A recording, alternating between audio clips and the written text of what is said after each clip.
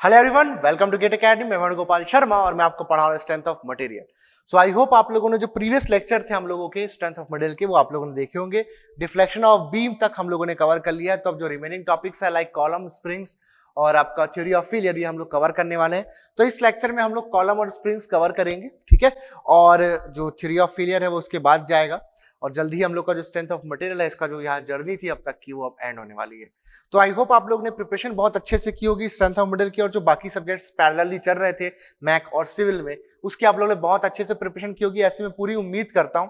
तो आप लोगों को ये करना है कि इतने दिनों में आप लोग का जो प्रिपरेशन हुआ, आप लोग की कितनी प्रिपरेशन हुई है, क्या क्या आपने कवर किया है, और जो भी आप लोगों की प्रॉब्लम्स वगैरह हैं या जो भी आप लोगों को अच्छा लगा, जो भी पॉजिटिव और नेगेटिव चीजें भी आप लोग फेस कर रहे हो, वो आप लोग कमेंट्स के थ्रू मुझे बताइएगा। मैं बिल्कुल देखना चाहूंगा कि स्टूडेंट्स की जो प्रिपरेशन है वो कैसे जा रही है। आप चाहे तो टेलीग्राम ग्रुप में मैसेज कर सकते हो, बट बेहतर रहेगा कि आप लोग यूट्यूब का जो ये जो चैनल है हमारा, इसमें इस वीडियो के कमेंट सेक्शन में आप लोग बिल्कुल बात कीजिए उस बारे में।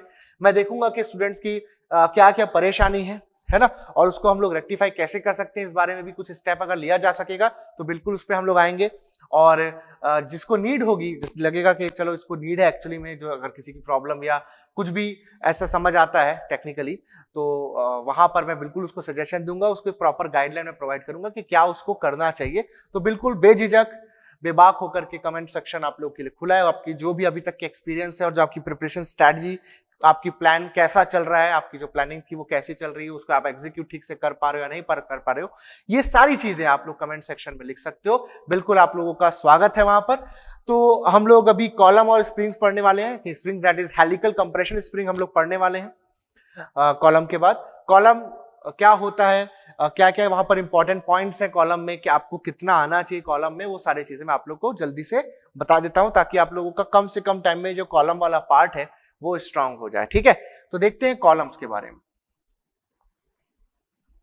तो कॉलम्स जो आपके पास हैं, दे आर दी वर्टिकल और inclined member of any structure which takes up the axial compressive forces या कंप्रेसिव लोड्स बोलो, ठीक है। तो कॉलम जो होगा वो या तो वर्टिकल होगा, वर्टिकल, और या तो इंक्लाइंड होगा, ठीक है। वर्टिकल होगा या तो इंक्लाइंड मेंबर होगा, और क्या लेगा, एक्सियल कंप्रेसिव लोड लेगा, and which takes up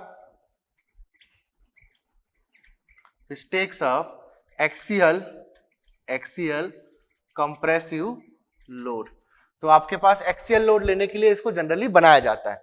now जब हम लोग देखते हैं कॉलम्स, तो कॉलम डिफरेंट डिफरेंट साइज के होते हैं, ठीक है।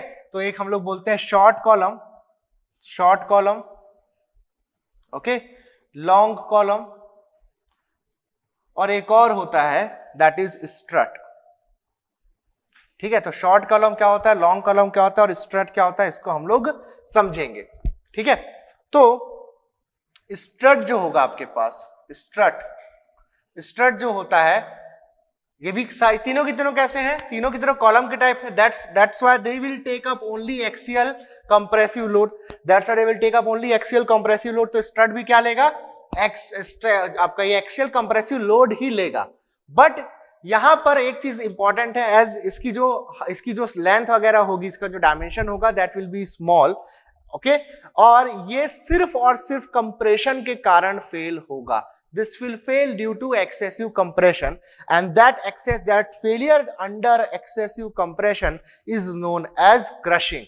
तो अगर आप इसको तोड़ना चाहते हो, ठीक है, and how to categorise it in strut और लॉन्ग कॉलम और short column, I will tell you, okay. तो यहां पर जैसे मैं इसको बोल रहा हूं कि स्ट्रट है, तो इसे जो स्ट्रट है इसमें मैंने कंप्रेसिव लोड लगाया P, so I will be increasing the value of P, load बढ़ाते जाओ। एक यहां पर जो पॉइंट आएगा, जिस पॉइंट पे जो इस पे कंप्रेसिव स्ट्रेस है sigma C, that will exceed the compressive strength, SUC, ultimate compressive strength, और यहां पर क्या हो जाएगा, फेलियर हो गया due to excessive compression। So this member which is known as strut fails only due to excessive compression, okay। and this excessive compression, ये जो शब्द है excessive compression, it is also known as crushing, चूरा कर देना, ठीक है, crushing. तो क्रशिंग फेलियर यहां पर आप लोगों को देखने को मिलता है। तो ऐसा कॉलम जो कि सिर्फ और सिर्फ क्रशिंग में फेल होता है इज नोन एज स्ट्रट। अभी इस हिसाब से जानो, ठीक है। उसके बाद क्या होता है, देखो अब ना हम लोग क्या देखते हैं कि अगर मेरे पास कॉलम जो है जैसे कि थोड़ा लंबा है, जैसे कि मेरे पास यहां पर एक पाइप रखी हुई है, आपको दिखाता हूं मैं, ठीक है। जैसे मेरे पास ये पाइप रखी हुई है, this is a pipe, this is long enough, है ना। अब इसको देखो मैं दबा रहा हूं, इसको मैं जब दबा रहा हूं तो देखो ये इस तरह से बैंड कर जा रहा है। I am applying compressive load, मैं कोई इसमें बेंडिंग मोमेंट ऐसा अप्लाई नहीं कर रहा, मैं am just compressing it, compress कर रहा हूं और ये बैंड हो रहा है, कंप्रेस कर रहा हूं तो ये बैंड हो रहा है इस तरह से। So this bending under axial load is known as buckling. तो कॉलम जो है हमारे पास, जो घर है, घर में आपको कॉलम दिख रहा होगा, जगह जगह आप लोगों को स्ट्रक्चर्स में कॉलम देखने को मिलने वाले हैं। तो अंडर एक्सियल लोड ये क्या हुआ, देखा आपने थोड़ी देर पहले कि मैं जब उसको कंप्रेस कर रहा हूं तो वो इस तरह से बकल हो जा रहा है, ठीक है। और ये उसके मॉलिक्यूलर लेवल के फिनोमिना है, ठीक है। सो ये जो भी, इसको हम लोग बाहरी तौर पे सीधा समझेंगे, ज्यादा उसके इंटरनल डिस्कस नहीं कर पाएंगे एज हमारे पास टाइम कम है। अदरवाइज जब कभी टाइम रहेगा, फुल कोर्स या कोई ऐसा लाइव सेशन होगा, सो वी विल डिस्कस के कैसे होता है। मैंने पहले जो क्लासेस वगैरह ली उसे बताया भी है कि कैसे ये होता है, ठीक है। सो हम जब उसको कंप्रेस कर रहे हैं तो ड्यूरिंग कंप्रेशन ये क्या हो जा रहा है, बैंड हो जा रहा है, and this bending under compressive force is known as buckling, ठीक है। सो बकलिंग यहां पर हो रही है, बकलिंग जो है, बकलिंग यहां पर हो रही है। सो बकलिंग कैसे हो रही है, आप जैसे कि आपने देखा, मैंने क्या किया था, ऐसा कॉलम को, यानी कि जो पाइप थी उसको ऐसा खड़ा किया था और उस पर इस तरह से कंप्रेसिव लोड लगाया था, ठीक है। और वो इस तरह से क्या हो रहा था, बकल कर जा रहा था, ठीक है। इस तरह से क्या कर जा रहा था, वो बकल कर जा रहा था, ये बैंड कर जा रहा था। तो ये जो है this lateral bending, this is the longitudinal axis of the column. तो ये वाला जो डायरेक्शन होगा या ये वाला जो डायरेक्शन होगा, this will be the lateral direction. So ये जो इस तरह बेंडिंग हुई, लेटरल बेंडिंग अंडर कैसे हुई, under axial load, under axial load. बेटा इसी को क्या कहते हैं, इसको कहते हैं बकलिंग। और ये नहीं होनी चाहिए, हमको इसको एक्चुअली अवॉइड करना है, बकलिंग कहते हैं। This is a kind of failure, ठीक है। अगर थोड़ा मोड़ा हो रहा है, छोटा, बहुत छोटा सा अगर हो रहा है तो हम लोग उसको चलो अवॉइड भी कर दे, लेकिन थोड़ा सिग्निफिकेंट हो गया तो फिर बहुत ही नुकसानदायक हो सकता है। दैट्स अ बकलिंग ना हो, ऐसा हम पूरा ट्राई करते हैं कि बकलिंग बिल्कुल भी ना हो। So after a certain load ये बकलिंग होती है। और देखे थे आप लोगों को, काफी जो आपके पास पाइप थी वो क्या थी, पतली थी और लंबी भी थी, इसके साथ साथ वो पतली भी थी और लंबी भी थी। तो thin and long, thin and long. So long अगर मैं बोल रहा हूं या शॉर्ट बोल रहा हूं तो क्या इसका मतलब सिर्फ और सिर्फ लेंथ से होगा क्या, वो भी हम लोग देखेंगे, ठीक है। बट अभी हिंट दे देता हूं कि सिर्फ लेंथ से मतलब नहीं होगा। तो यहां पर बकलिंग भी एक हो रहा है ना। जब इसमें बकलिंग होगी तो बकलिंग के कारण भी ये फेल हो सकता है। सो अब इसमें देखो दो चीजें हो रही हैं, ध्यान देना। एक तो कंप्रेसिव लोड लगा रहे हो तो एक इसमें कंप्रेसिव स्ट्रेस आ रहा है, और दूसरा बकलिंग के कारण इसमें फेलियर हो सकता है, ठीक है। सो दो चीजें, अंडर कंप्रेशन और under buckling, just because of two reasons ये फेल हो सकता है। अब है ना, कोई अगर कॉलम हो तो बेसिकली वो दो कारण से फेल हो सकता है। तो बोला कि अगर वो स्ट्रट होगा तो सिर्फ क्रशिंग के कारण, यानी कि सिर्फ कंप्रेशन के कारण फेल होगा, इसमें बकलिंग नहीं होगी। लेकिन अगर वो शॉर्ट रहा एंड या फिर लॉन्ग रहा तो क्या होगा, अगर शॉर्ट कॉलम में बोलूं इसको, शॉर्ट कॉलम में बोलूं उसको, तो उस कंडीशन में यहां पर जो उसमें बकलिंग होगी, ठीक है, उसके साथ साथ कुछ ना कुछ कंप्रेसिव स्ट्रेस भी आ रहा होगा। तो यानी कि इसमें बकलिंग भी देखने को मिलेगी, शॉर्ट में आपको बकलिंग, ओके, बकलिंग भी देखने को मिलेगी, प्लस आपको क्रशिंग भी देखने को मिलेगी, क्रशिंग। तो दोनों के चांसेस रहेंगे, तो बकलिंग एंड क्रशिंग दोनों के चांसेस रहेंगे। और अगर आप लॉन्ग कॉलम बोलते हो तो लॉन्ग कॉलम में क्रशिंग नहीं होगी, ठीक है, जो फेलियर होगा वो बकलिंग के कारण होगा। और कॉलम जितना ज्यादा लंबा होगा, बकलिंग के चांसेस उतने ज्यादा रहेंगे उसमें, ठीक है, उतने ज्यादा उसमें बकलिंग के चांसेस रहेंगे।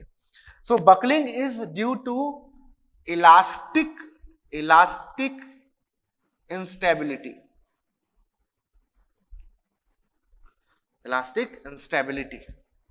ठीक है। इलास्टिक इंस्टेबिलिटी यानी कि आपका जो मेंबर है वो अनस्टेबल हो गया। What does it mean by unstable, हम लोग एकदम बेसिक लेवल पे जाएं स्टेबल अनस्टेबल को समझने के लिए। तो जैसे कि सपोज आपके पास इस तरह से कोई कटोरा है, ठीक है, कोई आपके पास ऐसा कॉनकेव सरफेस है जैसे कि कटोरा होता है, इसमें एक मार्बल डाल दो, ऐसा बॉल डाल दो, नाउ इसको अगर आप लोग पुश करते हो तो क्या होता है, ये इस तरह से थोड़ी देर नाचेगा, ऑसिलेट होगा और वापस आ जाएगा।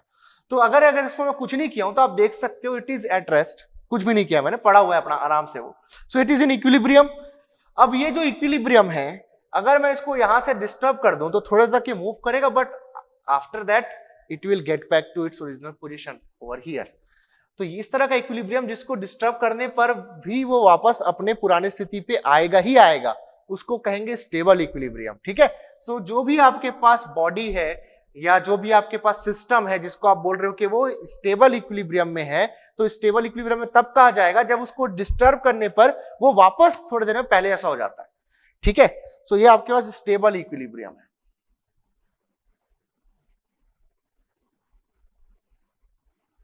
अगर मैं इसको ऐसा कर दूं एक कॉन्वेक्स सरफेस के ऊपर, ठीक है, उसी कटोरे को उल्टा करके उसके ऊपर रख दूं मैं ऐसा, तो अब एक तो हालत खराब हो जाएगी ऐसा मेंटेन करने में, है ना, बट ठीक है, मान लो अभी इसके ऊपर रखा हुआ है तो अभी ये इक्विलिब्रियम में है, लेकिन अगर मैं अभी इसको डिस्टर्ब कर दूं इस तरह से, थोड़ा टक से मार देगा उसमें, फूक भी दूंगा तो वो गिर जाएगा, वापस कभी नहीं आएगा। सो this is completely unstable. Equilibrium में तो है, लेकिन ये इक्विलिब्रियम कैसा है, ये इक्विलिब्रियम बेटा अनस्टेबल है, अनस्टेबल इक्विलिब्रियम। तो कोई भी सिस्टम, ओके, कोई भी सिस्टम अगर बात करें जैसे कि यहां पर कॉलम की बात कर रहा हूं, तो ये इसमें अगर डिस्टर्ब करने पर ये कभी भी वापस अपने ओरिजिनल पोजीशन पर नहीं आता है, ऐसा हो गया, ये लो बकल हो गया है, तो ये क्या आप लोगों का अनस्टेबल है। ठीक है, तो बकलिंग हो गई, ठीक है, दैट मीन्स वो अपने पोजीशन पे नहीं बरकरार रह पाया, डिस्टर्ब कर रहे हो, लोड लगा रहे हो, नहीं दैट इज आप उसको डिस्टर्ब कर रहे हो, लोड इंक्रीज करते जा रहे हो, आप उसको डिस्टर्ब कर रहे हो, लेकिन अब वो इस पे बरकरार नहीं रह पाया, जो उसकी ओरिजिनल पोजीशन थी, जैसे कि अपने ओरिजिनल पोजीशन पे हमेशा बना रहता है, थोड़ा डिस्टर्ब करोगे वापस आगे पर रहता है, इसको इस जगह से कहीं वो जाता नहीं है बेसिकली। ठीक है, तो ये आप उसका लोड बढ़ा रहे हो बट ये कहीं जा नहीं रहा है, तो ये स्टेबल है, लेकिन अगर ये बकल हो गया यानी कि अनस्टेबल है। ठीक है, so buckling is due to the elastic instability. हमने बात किया है क्या कि जो स्ट्रेंथ ऑफ मटेरियल उसमें तीन चीजों की स्टडी करनी है आपको, स्ट्रेंथ, स्टिफनेस एंड स्टेबिलिटी। तो स्टेबिलिटी की बात हो रही है, तो स्टेबल नहीं हो जाएगा अगर ये, तो यानी कि बकलिंग हो रही है। ठीक है, तो बकलिंग आपको देखने को मिल जाएगा अगर ये अनस्टेबल हुआ तो। ठीक है, तो ये हो क्यों रहा है बकलिंग, दो तीन चीज के इसमें इन्वॉल्व है, एक तो इसका डायमेंशन इन्वॉल्व है और दूसरा ये लोड इन्वॉल्व। डायमेंशन कितना भी रखो, पतला सा बना दो, लंबा सा बना दो, कोई लोड मत लगाओ, बकलिंग शायद देखने को आपको मिलेगा ही नहीं। तो बकलिंग के लिए लोड और उसके जो डायमेंशन है, ये दो चीजें रिस्पॉन्सिबल है ना। सो हम लोग लॉन्ग कॉलम की बात करें तो लॉन्ग कॉलम रहेगा उसमें सिर्फ बकलिंग होगी, और जो शॉर्ट कॉलम होगा उसमें बकलिंग और क्रशिंग दोनों होगी। ठीक है, अब ये लॉन्ग शॉर्ट का जो क्राइटेरिया उसको और डिटेल में देखेंगे, लेकिन उसके पहले कुछ चीज जानना हम लोगों को जरूरी है, कुछ चीज जानना जरूरी है, वो की क्या, कि जैसे कि इफेक्टिव लेंथ क्या होता है ना, इफेक्टिव लेंथ क्या, radius of gyration, slenderness ratio, ये सब कुछ टर्म्स हैं कॉलम में जिसके बेसिस पे हम लोग इसको कैटेगराइज करते हैं। ठीक है, ओके, तो चलिए बात करते हैं कॉलम्स की अब थोड़ी सी डिटेल में। Okay, so different types of columns देखते हैं, टाइप ऑफ कॉलम देखते हैं हम लोग। तो टाइप ऑफ कॉलम में हम लोग बेसिकली चार टाइप्स देखेंगे, और जो चार टाइप्स हैं ये बेसिकली उसके एंड कंडीशन से बात कर रहा हूं। तो जो टाइप्स ऑफ कॉलम में बात कर रहा हूं, यहां पर मैं बात कर रहा हूं बेसिकली किसकी, एंड कंडीशंस की, एंड कंडीशंस की। ठीक है, एंड कंडीशंस की बात कर रहा हूं। तो जो जैसे आपके पास आपने ऐसा एक सोचा कि मैं इसको कॉलम बनाऊंगा, तो ये किस तरह का कॉलम बनेगा, देखो इसके एंड कंडीशंस आप डिसाइड करोगे कि एंड पे इसको सपोर्ट कैसा देना है, उसके हिसाब से ये एक तरीके का कॉलम बन जाएगा। जैसे कि मैंने दोनों एंड्स पे इसको हिंज कर दिया, तो इसका जो एंड कंडीशन है वो क्या है, नाम बोलो इसका, दोनों एंड हिंज है, दैट इज इंग्लिश में बोलूं तो both and hinged, both ends hinged. ठीक है, एक और बोलता हूं, एक तरफ मैं इसको फिक्स कर दूं, एक तरफ फ्री कर दूं, ऐसा। So this is one and free, one and free, one and fixed. ठीक है, दोनों तरफ फिक्स कर दूं, ठीक है, both and fixed। एक तरफ हिंज कर दूं, एक तरफ फ्री कर दूं या फिक्स कर दूं इस तरह से, तो one end fix, one and fixed, okay, one and hinged, इस तरह से। तो ये चार आपके टाइप्स हो गए या चार एंड कंडीशंस हो गए, ठीक है, ऐसा भी बोल सकते हो, कॉलम्स के चार टाइप्स या चार एंड कंडीशंस आपके पास हो गए, ठीक है। अब देखिएगा इसमें यहां पर मैंने क्या किया, देखो अभी आपको तीन कैटेगरी बताई, शॉर्ट कॉलम, लॉन्ग कॉलम और आपको बताया स्ट्रट। तो यहां पर जो हम लोग एंड कंडीशंस देख रहे हैं that is for a long column. Basically हम लोग एक लॉन्ग कॉलम की बात कर रहे हैं, ठीक है, एक लॉन्ग कॉलम की हम लोग बात कर रहे हैं अभी,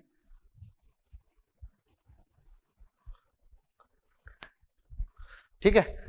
तो एंड कंडीशन अब देख लिए हम लोग, चार एंड कंडीशंस हैं। अब देखिएगा जब आप लोग इसको मान लीजिए कि क्या करते हो, बैंड करते हो, थोड़ा सा बकल हो रहा है मान लो, तो जैसे कि मैं फर्स्ट वाला जो सिचुएशन है बोथ एंड हिंज, तो उसको मैं इस तरह से अगर अंडर लोड इस तरह से उसको क्या कर दूं, बैंड कर दूं, ये वाला, ठीक है, ये वाला, ओके, इस तरह से इसको मैं बैंड कर दूं लाइक दिस, ठीक है। तो कहीं पर यहां से this is the x direction, this is the y direction, okay, ऐसा बोल दिया है ना। तो यहां पर मैं एक सेक्शन काटा एक्स डिस्टेंस पे, तो देखो कैसा दिखेगा, ये देखो, ये इस तरह से P, ओके, और इसमें इस तरह से मोमेंट आ जाएगा, ये डिस्टेंस पे है ना यह सेक्शन, तो यहाँ पर मोमेंट आ जाएगा आपके पास P इंटू ये जो डिस्टेंस है दैट इज Y, इस तरह से आ जाएगा आप लोगों के पास, ठीक है। इसमें साइन कन्वेंशन भी होता है नेगेटिव पॉजिटिव, बट अभी उसकी हम लोगों को नीड नहीं है, ठीक है। अभी देखना, तो ये आपके पास P इंटू वाई मैग्नीट्यूड का इस तरह से आपके पास मोमेंट आ जाएगा आप लोगों के पास, है ना।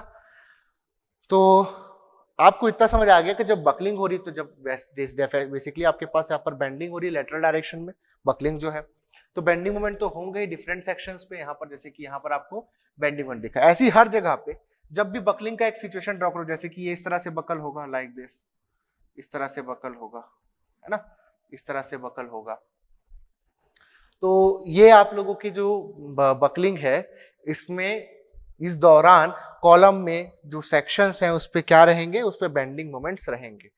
नाउ जैसे कि ये वाला पॉइंट और ये वाला पॉइंट क्या है, हिंज है, और हिंज जो है, हिंज पे हम जानते हैं हिंज जो है वो रोटेशन को यानी कि मोमेंट्स को रेजिस्ट नहीं करता है, हिंज जो है वो रोटेशन को यानी कि मोमेंट्स को रेजिस्ट नहीं करता है। सो द बेंडिंग मोमेंट अगर मैं बोलूं यहाँ पर और यहाँ पर कितना होगा, तो यहाँ पर बेंडिंग मोमेंट कितना होगा, 0 होगा, यहाँ पर बेंडिंग मोमेंट कितना होगा आपके पास, 0 होगा। तो ये जो दो पॉइंट्स है इन पे क्या है, बेंडिंग मोमेंट आपके पास 0 है, बेंडिंग मोमेंट क्या आपके पास 0 है। सो यहीं से निकल करके आती है इफेक्टिव लेंथ की डेफिनेशन, ओके। तो ऐसे दो पॉइंट के बीच की डिस्टेंस, जिन दो पॉइंट्स पर बीम कॉलम में बेंडिंग मोमेंट 0 है, that distance is known as the effective length. So the distance between two points having 0 bending moment is known as effective length। और यहां पर ये जो कॉलम की लेंथ थी आपके पास, ये L है आपके पास कॉलम की लेंथ, ठीक है, और यही वो दो पॉइंट्स हैं जिन पॉइंट में बेंडिंग मोमेंट 0 होने वाला है। सो यही जो दो पॉइंट के बीच की डिस्टेंस होगी that is the effective length. So effective length जो है, effective length that is LE, and LE is equal to what, LE is equal to what, the distance between okay, between the points with zero bending moment on column, ठीक है।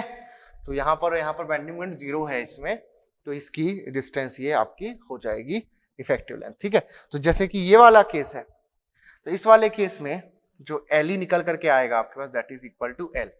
यहां पर आप देखोगे, ठीक है, तो यहां पर बेंडिंग मोमेंट 0 है ना, यहां पर बेंडिंग मोमेंट 0 है, और यहां पर जो है वो बेंडिंग मोमेंट 0 नहीं है क्योंकि ये तो फिक्स एंड है।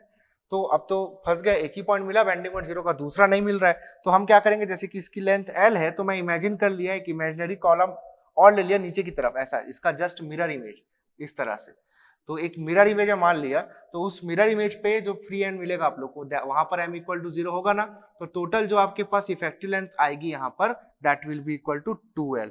ठीक है, तो यहाँ जो le होगा that is equal to 2l।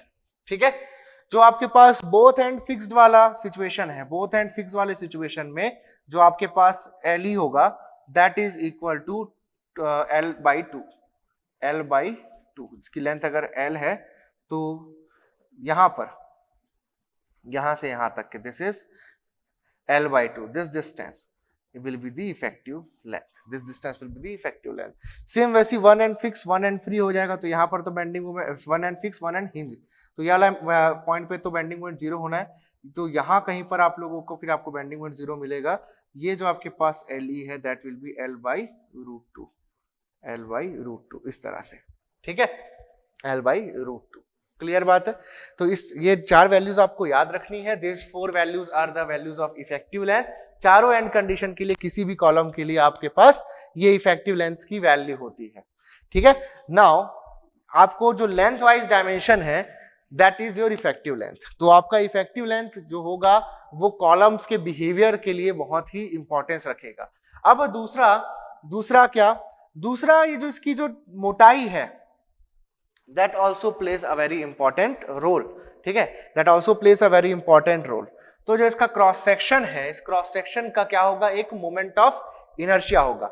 और मैंने आपको सिखाया है पहले भी जब हम लोगों ने बेंडिंग पढ़ा था कि मोमेंट ऑफ इनर्शिया जिस एक्सिस के अबाउट ज्यादा होता है उस एक्सिस के अबाउट उसको बेंड करना क्या होता है, डिफिकल्ट होता है ना। मैंने सिखाया जैसे कि आपके पास ये कॉलम, ये आपके पास एक बीम का क्रॉस सेक्शन है, जैसे कि ये बीम का न्यूट्रल एक्सिस है, ये बीम का न्यूट्रल एक्सिस है।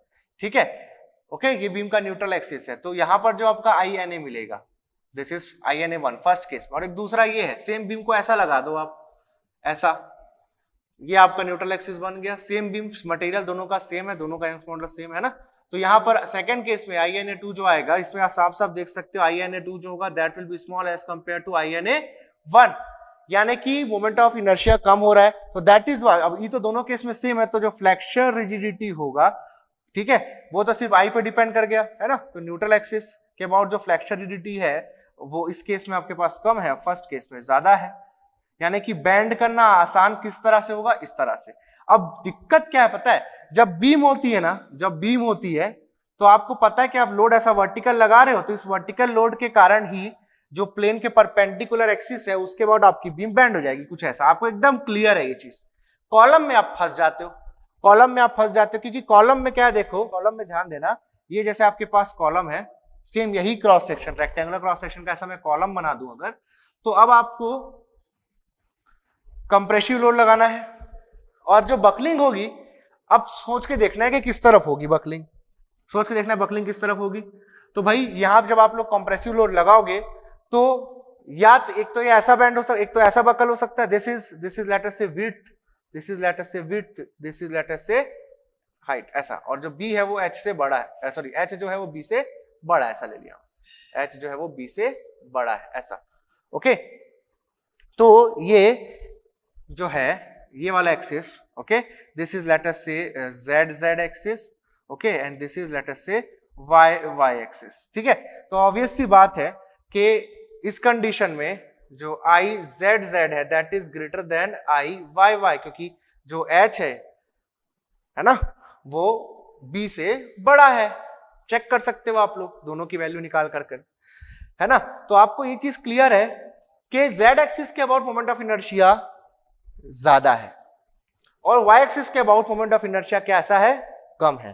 तो अगर मैं लोड लगाता हूं तो बॉडी जो है, बॉडी का resistance to bending that is flexure rigidity z axis के अबाउट ज्यादा है।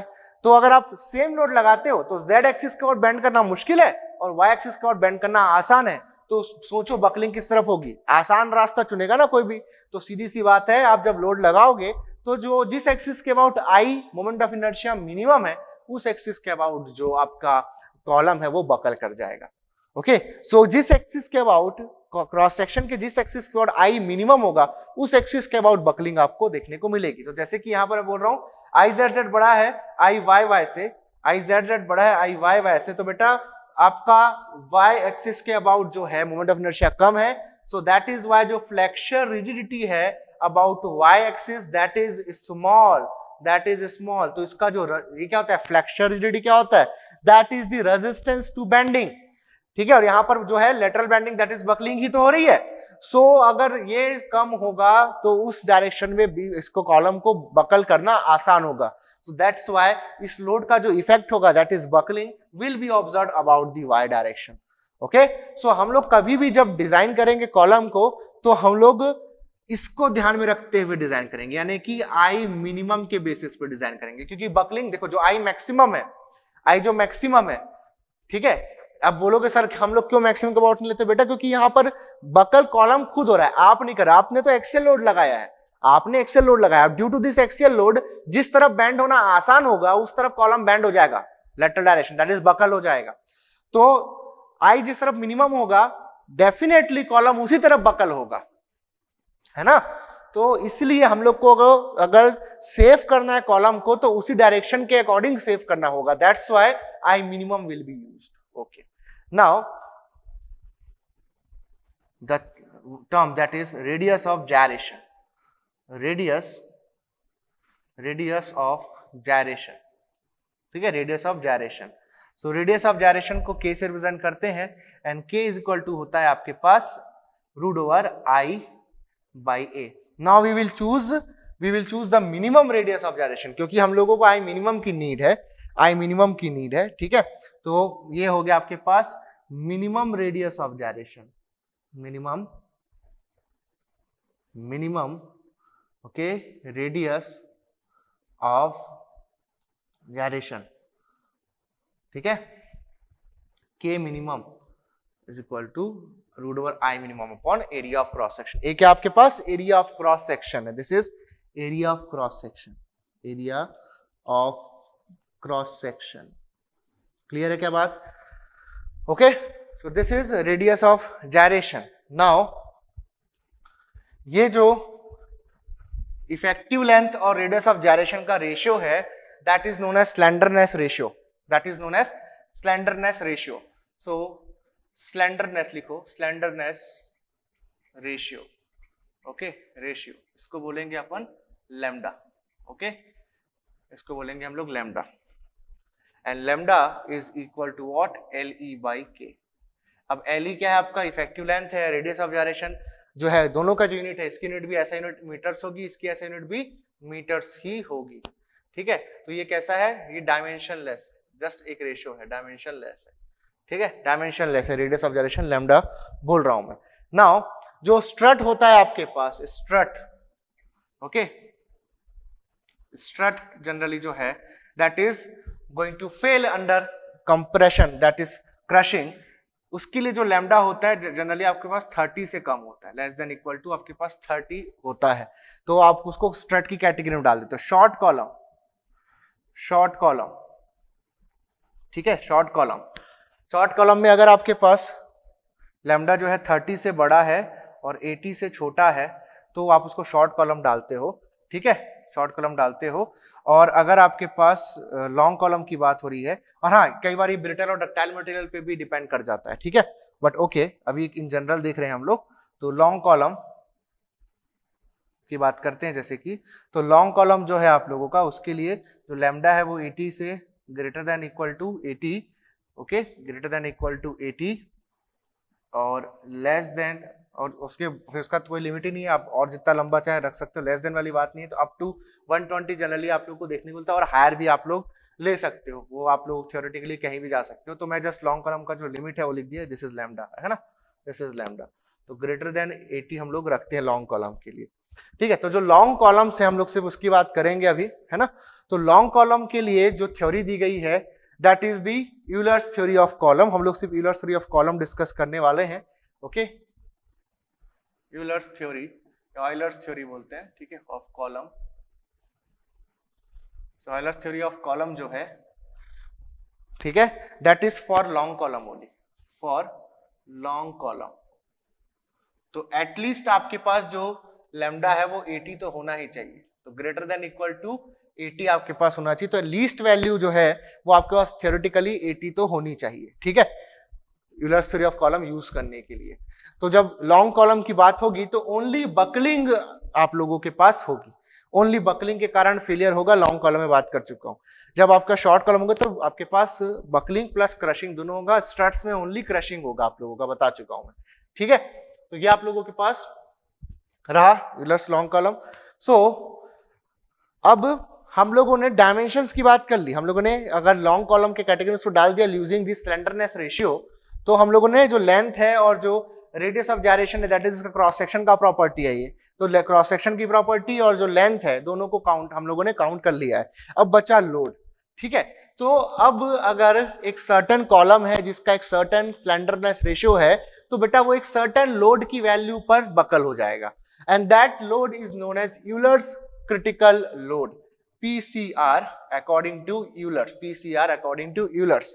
तो यूलर्स क्रिटिकल लोड क्या होता है? ये होता है pi square EI minimum upon LE square, pi square EI minimum upon LE square. तो आपके एक पर्टिकुलर कॉलम के लिए भी था सर्टेन एंड कंडीशन, LE जो होगा वो एंड कंडीशन, जो आपको 4 एंड कंडीशन लिखा है मैंने, इस पे डिपेंड करेगा। LE यहां से कोई भी आपका कॉलम हो सकता है, इसका ध्यान रखना बहुत जरूरी है। ठीक है, इसके अकॉर्डिंग आपका LE आएगा। तो पाई square EI minimum upon LE square, this is your Euler's critical load. तो किसी पर्टिकुलर कॉलम के लिए इस लोड को अगर आप एक्सीड कर जाते हो तो आपकी बकलिंग हो जाएगी, आपकी कॉलम में क्या हो जाएगी? बकलिंग हो जाएगी। ठीक है, सो अगर P जो लग रहा है that is your axial load, that is axial load. P क्या आपके पास?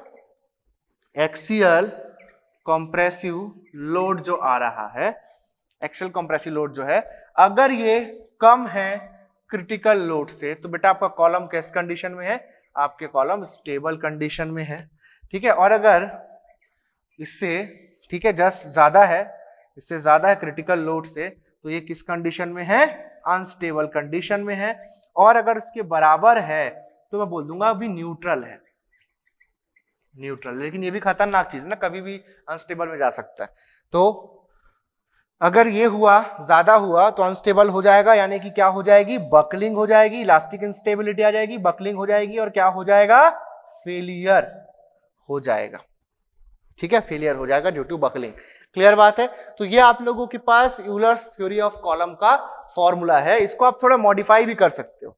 ठीक है, इसको आप थोड़ा मॉडिफाई भी कर सकते हो, जैसे कि स्ट्रेस के टर्म में आप क्रिटिकल स्ट्रेस यहां पर लिख सकते हो। तो जो स्ट्रेस आएगा इसमें, क्रिटिकल स्ट्रेस कैसे होगा? हमने देखा जो क्रिटिकल लोड है, Euler's critical load, that is pi square EI minimum upon LE square आपके पास है। ठीक है, सो यहां से आप लोगों के पास जो क्रिटिकल लोड है, इसको अगर आप लोग एरिया ऑफ क्रॉस सेक्शन से डिवाइड कर दोगे तो आपके पास क्रिटिकल स्ट्रेस से जाएगा, दैट इज बेसिकली कंप्रेसिव है आप लोगों के पास एक तरीके से। ठीक है, तो PCR बाई A कर दिया आप लोगों ने, तो ये हो गया आप लोगों के पास यहाँ से पाई स्क्वायर EI मिनिमम, यहाँ पर A का डिवाइड हो जाएगा। ओके, ये नाउ ये जो है आप लोगों के पास है ना, ये जो है आप लोगों के पास that is I minimum by A, ये क्या हो जाएगा आप लोगों के पास? हम जानते हैं this will be minimum radius of gyration to the square.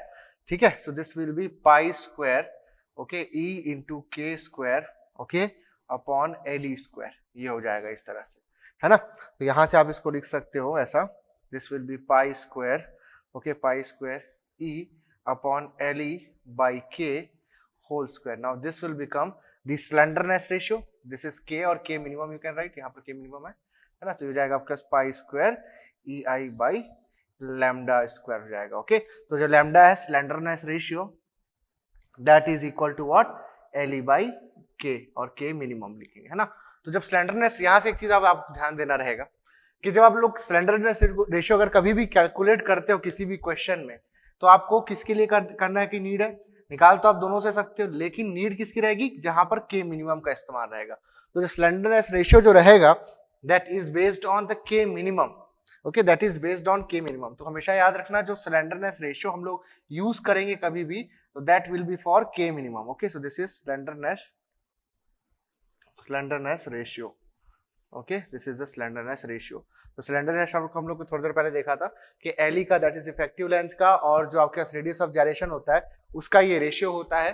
तो हम लोग यहाँ पर जब इसको सॉल्व करेंगे तो इस एक्सप्रेशन से क्लियर है कि हम लोगों को कभी भी K मिनिमम का इस्तेमाल करना होगा। ठीक है, नाउ आपके पास ये तो हो गया जो लॉन्ग कॉलम्स है उसके लिए ऑयलर्स जो कॉलम है, तो डायरेक्टली यहाँ से आप लोग के पास क्वेश्चन आएंगे और बहुत इजीली आपसे बन जाएंगे ना। कुछ अच्छे क्वेश्चन यहाँ से आपके पास बन सकते हैं, जैसे कि शॉर्ट कॉलम्स हो गए या फिर स्ट्रट्स के लिए हैं, स्ट्रट्स अंडर कंप्रेशन। ठीक है, तो अब स्ट्रट्स की बात करते हैं। स्ट्रट्स जो है, अब यहाँ पर कंप्रेशन जैसे होता है, जिसकी सिंपल मैं यहाँ पर प्योरली एक्सियल लोड लगाऊं like this is a strut. Okay, इसमें प्योर एक्सियल लोड लगाऊं मैं, this is the axis of the strut, और यहाँ पर एक प्योर एक्सियल लोड लगाया like this. Okay, this is acting exactly at the centroid, तो ये कुछ और कॉज नहीं करेगा। ओके, इसका जैसे कि क्रॉस सेक्शन ले लीजिए, ये इस तरह से इसका क्रॉस सेक्शन है, तो ये इसका सेंट्रॉइड है और इसी पे ये लोड जो है वो एक्ट कर रहा है। ठीक है, so this is C, that is centroid. So ये सिर्फ और सिर्फ एक्सियल स्ट्रेस कॉज करेगा, यानी कि डायरेक्ट स्ट्रेस बस आएगा इसमें, सिग्मा डायरेक्ट स्ट्रेस बस आएगा, which is basically compressive in nature, और वैल्यू हो जाएगी इसकी P/A। Okay, now this will fail only due to crushing. Now अब इसमें अगर इस लोड को मैं इसेंट्रिक कर दूं तो क्या होगा, तो स्ट्रट विथ इसेंट्रिक लोड बात करते हैं, strut with eccentric load, with eccentric load. ठीक है, इसेंट्रिक लोड इस तरह से। ओके, विथ इसेंट्रिक लोड, तो ये हो गया आपके पास ऐसा। देखो कई जगह ना, कई जगह कई बार कैटेगरी आप ऐसे भी कर सकते हो, शॉर्ट, मीडियम एंड लॉन्ग, है ना। तो फिर स्ट्रट उस कंडीशन है, कई जगह इसको शॉर्ट इसको बोला जाएगा, और जो जिसको मैंने शॉर्ट बोला उसको मीडियम, और जो लॉन्ग है वो लॉन्ग वाला, ऐसा भी इसको कैटेगराइज किया जाता है। Both categorizations are okay. ठीक है, अपने अपने नाम देने का तरीका है, आप ऐसे भी नाम दे सकते हो, strut, short column and then उसके बाद लॉन्ग कॉलम। ठीक है, तो स्ट्रट की से बात किया मैं। अब यहाँ पर ये इसका सेंट्रोइडल एक्सिस है, this is the cross section like this, ये उसका क्रॉस सेक्शन का सेंट्रॉइड है। नाउ आपने लोड को कहीं पर इसेंट्रिक लोकेशन में इस तरह से प्लेस कर दिया, इस तरह से प्लेस कर दिया। ठीक है, now here in the problem which will come in GATE examination, हम लोग जो सेंट्रोइडल एक्सिस है उसी के अलोंग ही उसको मूव करेंगे। देखो ये आपके पास, जैसे कि मैं बोला कि एक्स डायरेक्शन है बेटा, तो ये हो गया आपके पास वाई डायरेक्शन, ये हो गया जेड डायरेक्शन।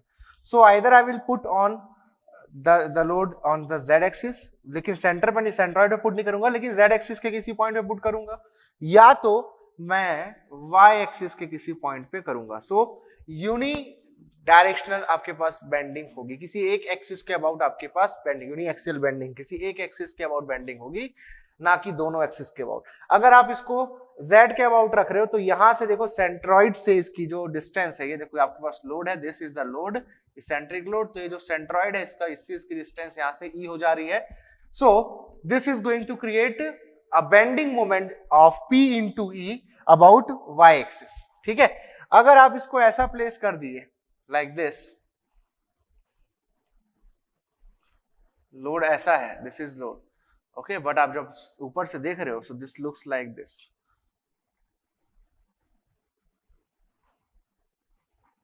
ओके, ये यहां पर एक्ट कर रहा है, तो ये सेंट्रॉइड से कुछ डिस्टेंस पे, ओके, ई डिस्टेंस पे, सो it will create the bending about Z axis. ठीक है, तो y एक्सिस के किसी पॉइंट पे, y एक्सिस पे मौजूद किसी पॉइंट पे मैंने इसको पुट किया, तो यहां मैंने जिस भी पॉइंट पे उसको पुट किया, उसका कोऑर्डिनेट क्या है, उसका कोऑर्डिनेट है आपके पास, उसका कोऑर्डिनेट है आपके पास 0, यहां पर 0, ठीक है, y कोऑर्डिनेट 0 है और z एक्सिस के और मैंने इसको लगाया। यहां पर आप देख रहे हो, यहां पर इसका z कोऑर्डिनेट 0 है, दैट इज e, 0, इस तरह से मैंने इसको पुट किया है। नाउ अगर मैं इसको ऐसा, अभी दोनों केसेस में यूनी एक्सियल बेंडिंग हुई, दैट इज किसी एक एक्सिस के अबाउट बेंडिंग होगी, either about the z axis और दी वाई एक्सिस। जैसे यहां पर आपके वाई एक्सिस के अबाउट बेंडिंग हो रही है, दिस इज वाई डायरेक्शन, है ना, this is y direction, this is z direction, ऐसा अगर आप ड्रॉ करना चाहो तो। ठीक है, टॉप से देख रहे हैं तो ऐसा दिख रहा है। ठीक है, तो यहां पर किसी एक एक्सिस को बेंडिंग हो रही है ना, अगर आप इसको ऐसा कर दोगे, जो कि गेट में जनरली नहीं आएगा, है ना, इसको अगर आप ऐसा कर दोगे, क्रॉस सेक्शन ये रहा आपके पास इसका, this is the cross section. Okay, load आप यहां कहीं पर लगा दो, इसमें अभी भी इसेंट्रिक लोड है, ओके, एक्सियल इसेंट्रिक लोड है, but this is not on the z exactly, not on the y exactly, ये दोनों से डिस्टेंस पे है, तो इसकी ये दोनों के रिस्पेक्ट में इसेंट्रिक है। ठीक है, ये आपका y, ये आपका z, this is E1, this is E1, this is E2, तो ये जो है जिस पॉइंट पे लग रहा है E1 E2 उसका कोऑर्डिनेट है ऐसा, तो दोनों से इसेंट्रिक है, तो दोनों एक्सिस के अबाउट बेंडिंग क्रिएट करेगा, ये z के अबाउट भी बेंडिंग क्रिएट करेगा और y के अबाउट भी बेंडिंग करेगा। सो this will become a very complicated problem, ये गेट पे नहीं आएगा, ठीक है। इस तरह का प्रॉब्लम गेट में आ सकता है, ठीक है। तो अभी हम लोग इसी की बात करेंगे जिसमें यूनी एक्सियल बेंडिंग हो रही होगी, किसी एक एक्सिस के अबाउट ही बेंडिंग हो रही होगी। तो यहां पर अब देखो ये जो लोड लगा आपका इसेंट्रिक लोड, हम लोग इस वाले प्रॉब्लम को जैसे लेते हैं, so this load will give two effect, देख चुके हम लोग, this is eccentric axial load. ये क्या है? ये इसेंट्रिक एक्सियल लोड है, ऐसा हम लोग डिस्कस कर चुके हैं चैप्टर 1 में भी। तो इसेंट्रिक एक्सियल लोड है, ठीक है, ये इसेंट्रिक एक्सियल लोड है। और उसके बाद हम लोगों ने जब बेंडिंग ऑफ बीम देखा था उसमें मैंने आपको बताया था कि एक्सियल लोड अगर आपको लग रहा है तो किस तरह से वो बेंडिंग क्रिएट करता है। सो ये जो लोड है वो क्योंकि सेंट्रॉइड के अबाउट एक सर्टेन डिस्टेंस पे है, दैट इज व्हाई ये जो लोड है, एक तो ये यहां पर ट्रांसफर अगर आप करोगे उसको सेंट्रॉइड पे, सो यू विल सी एक कंप्रेशन आएगा प्लस इसका बेंडिंग मोमेंट भी आएगा, ठीक है। तो यहां पर इसको आप देख लेते हैं। तो आप अगर इसेंट्रिक एक्सियल लोड लगाओगे इस तरह से, so it will give two effects like this. एक तो ये क्या देगा? एक्सियल कंप्रेशन देगा, एक तो एक्सियल कंप्रेशन देगा, और साथ ही साथ क्या देगा? ड्यू टू दिस इसेंट्रिसिटी एक बेंडिंग मोमेंट देगा अबाउट दी सेंट्रॉइड, ठीक है। तो सेंट्रॉइड पे तो उसका इस फोर्स को आप लोग देख सकते हो, इसका इफेक्ट कैसे, इसको आप जो मैंने आपको सिखाया है, resolution of force into force end moment, इस तरह से एक इक्वल अपोजिट फोर्स लगा दो इक्वल टू पी, ओके। सो अब आपने सिस्टम में कुछ भी चेंजेस नहीं किया, ये वाला P और ये वाला P मिल करके क्या क्रिएट कर देंगे? मोमेंट क्रिएट कर देंगे P इंटू ई का, और ये वाला लोड रह जाएगा। सो इस पॉइंट पे जो इसका इफेक्ट आएगा, this will be the compressive force जो यहाँ पर से यहाँ पर ट्रांसफर हुआ, और इससे इस पॉइंट के रिस्पेक्ट में इसका कुछ मोमेंट भी था, दैट इज P इंटू, तो वो भी ट्रांसफर हुआ, ठीक है। तो आपको दो तरीके बताए, एक जो पूरा का पूरा मैथमेटिकल है और एक दूसरा लॉजिकल है, कि ये जो फोर्स है ये पूरा फोर्स इस क्रॉस सेक्शन पे इफेक्ट देगा, तो इस क्रॉस सेक्शन पे पूरा इफेक्ट दिया, तो इस पॉइंट पे इसका इफेक्ट क्या होगा? P ट्रांसफर होगा उस पॉइंट P पे, लेकिन क्योंकि पॉइंट P से कुछ, ये पॉइंट C से यानी कि सेंट्रॉइड से कुछ डिस्टेंस पे था ये लोड, तो ये उसका मोमेंट भी वहां पर ट्रांसफर होगा, दैट इज P इंटू ई भी बेटा वहां पर ट्रांसफर होगा, ठीक है। तो ये एक्सियल कंप्रेशन प्लस यहां पर आपको बेंडिंग देगा। तो इसमें दो स्ट्रेस आएंगे, एक तो इसके कारण डायरेक्ट स्ट्रेस, और ये बेंडिंग मोमेंट P इंटू ई के कारण बेंडिंग स्ट्रेस आएगा। सो यहां क्या मिल गई आपको?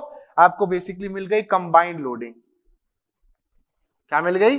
कंबाइंड लोडिंग मिल गई, ओके। तो ये जो आपके पास स्ट्रेस आएगा किसी भी पॉइंट पे, जो रिजल्टेंट स्ट्रेस होगा, रिजल्टेंट स्ट्रेस जो होगा that will be the summation of direct stress plus bending stress, okay, that is sigma B.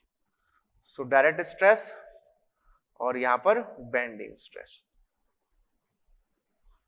Okay, direct या फिर आप कह सकते हो इनडायरेक्ट स्ट्रेस। तो डायरेक्ट और इनडायरेक्ट स्ट्रेस को जोड़ने पर आपको रिजल्टेंट मिलेगा इनडायरेक्ट, क्लियर है। अब यहां पर अगर दोनों सेम रहेंगे तो जुड़ जाएंगे, दोनों अपोजिट रहेंगे तो घट जाएंगे, ठीक है। तो this will be the value of resultant at any point. तो जैसे कि यहां पर हम जानते हैं बेंडिंग स्ट्रेस का डिस्ट्रीब्यूशन कैसा होगा और डायरेक्ट स्ट्रेस का डिस्ट्रीब्यूशन कैसा होगा। तो डायरेक्ट स्ट्रेस इस तरह से आपके कॉम्प्रेसिव होंगे like this will be the direct stress which is compressive in nature, ठीक है। Sigma D is equal to P by A. कैसा है बेटा? ये कॉम्प्रेसिव है, सी फॉर कॉम्प्रेसिव है, ठीक है। अब जैसे यहां पर देख रहे हो आप, यहां पर देख रहे हो, तो ये आपका जो बेंडिंग मोमेंट है वो इस तरह से लग रहा है क्लॉकवाइज, तो ये इसको इस तरह से बेंड करेगा, लाइक दिस बेंड करेगा इसको, तो यहाँ टेंशन होगा और यहाँ पर क्या होगा? कंप्रेशन होगा, राइट। इस तरफ टेंशन होगा, इस तरफ कंप्रेशन होगा। सो उसके अकॉर्डिंग आपका ये बेंडिंग स्ट्रेस का डिस्ट्रीब्यूशन बनेगा आप लोगों का, ये इस तरह से बेंडिंग स्ट्रेसेस का डिस्ट्रीब्यूशन बनेगा, क्लियर है। This will be the distribution of bending stress, ठीक है, as per sigma b is equal to m y upon I. अब आई कैसे निकालोगे? देखने वाली बात है। जैसे कि लोड आपका यहां पर है, तो this is creating this, e is from the y axis, तो ई जो है वो आपका वाई एक्सिस है ना, वाई एक्सिस से डिस्टेंस है। तो ये जो मोमेंट क्रिएट हो रहा है that moment is being created about y axis. अगर ऐसा कुछ क्वेश्चन रहा तो यहाँ पर देखो जो डिस्टेंस है वो कौन से एक्सिस से बेटा? जेड एक्सिस से। तो यहाँ पर मोमेंट किसके अबाउट क्रिएट हो रहा है? बेंडिंग मोमेंट जेड एक्सिस के अबाउट। तो यहाँ वाई के अबाउट बेंडिंग क्रिएट हुई, यहाँ जेड के अबाउट क्रिएट हुई।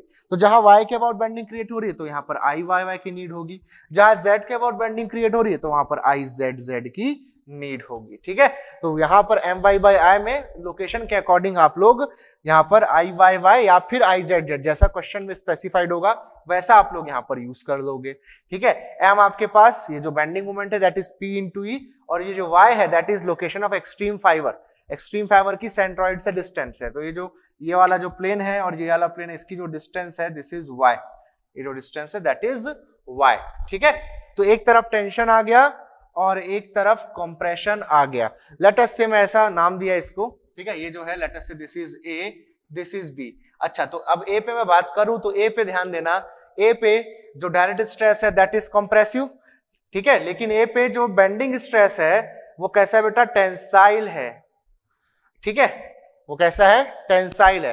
तो यहां पर कैसा हो जाएगा, direct stress, okay, direct stress और आपका जो इनडायरेक्ट स्ट्रेस है दोनों अपोजिट है। तो अलजेब्रिक सम आपको करना है, जो सम है दिस इज अलजेब्रिक सम, है ना, ये कैसा सम है, अलजेब्रिक सम है, क्योंकि आपको रिजल्टेंट निकालना है। तो डायरेक्ट स्ट्रेस कैसा है, कॉम्प्रेसिव है, और बेंडिंग स्ट्रेस जो है वो कैसा है, टेंसाइल है। तो ये जाएगा माइनस सिग्मा डी क्योंकि कॉम्प्रेसिव है, और प्लस सिग्मा बी, आपको पता चले। तो यहां से आपको जो आंसर मिलेगा that will be your resultant stress at A. अब अगर ये निगेटिव आया इसका मतलब जो रिजल्टेंट है वो कंप्रेसिव है, अगर पॉजिटिव आ गया तो जो रिजल्टेंट स्ट्रेस है वो टेंसाइल है। सेम वैसी यहां पर आप बी पे निकाल सकते हो, अगेन सिग्मा बी पे। मैंने बोला था अलजेब्रिक सम करना है ना, अलजेब्रिक सम आपके पास होगा, और मैंने बताया था कि अगर अपोजिट होंगे तो घट जाएंगे और सेम सेंस के होंगे तो जुड़ जाएंगे। तो देख लो अभी अपोजिट साइन का है तो दोनों जुड़ने, दोनों क्या है, दोनों घट गए यहाँ पर। अब यहाँ पर देखो पॉइंट बी पे, देखो भाई पॉइंट बी पे डायरेक्ट स्ट्रेस कैसा आएगा, कंप्रेसिव आएगा। डायरेक्ट स्ट्रेस कंप्रेसिव है, और बेंडिंग स्ट्रेस कैसा है भाई, वो भी कंप्रेसिव है। तो दोनों जो है कंप्रेसिव है, दोनों का नेचर सेम है, तो दोनों जुड़ जाएंगे। ठीक है, दोनों जुड़ने वाले हैं। तो ये हो जाएगा आपके पास जो रिजल्टेंट स्ट्रेस है at b, this will be minus sigma d minus sigma b. ठीक है, दोनों जुड़ जाएंगे, आंसर नेगेटिव में आएगा, जो कि ये बताएगा कि ये दोनों क्या है आपके ये जो स्ट्रेस है रिजल्टेंट स्ट्रेस वो कंप्रेसिव है। एग्जाम में जनरली आपको मैग्नीट्यूड बस पूछा रहेगा, तो जैसे कि -30 आ गया आपके पास मेगा पास्कल, ऐसा आंसर आया, तो आपको जनरली इस तरह से सिर्फ मैग्नीट्यूड बस पुट करना होगा, 30 मेगा पास्कल बस आप लोगों को रिक्वायर्ड होगा। ठीक है, तो इस तरह से कॉलम को आप लोग ऑब्जर्व कर सकते हो, है ना। तो मैंने आपको बता दिया कि अगर इसेंट्रिक लोडिंग होगी तो क्या करना है, तो इसेंट्रिक लोडिंग होगी तो आपको कंप्रेशन प्लस बेंडिंग दोनों देखने को मिलेगा। तो रिजल्टेंट स्ट्रेस जो है वो algebraic sum of direct stress and bending stress करने से आप लोग यानी कि डायरेक्ट स्ट्रेस करने से मिलेगा। तो this sum is the algebraic sum. So while summing up you have to consider the signs, that is negative अगर कंप्रेशन है तो, पॉजिटिव दैट इज टेंशन है तो ये सारा का सारा जो डिस्कशन था that is for the column. चलिए अब हम लोग देखेंगे हेलिकल कंप्रेशन स्प्रिंग्स के बारे में।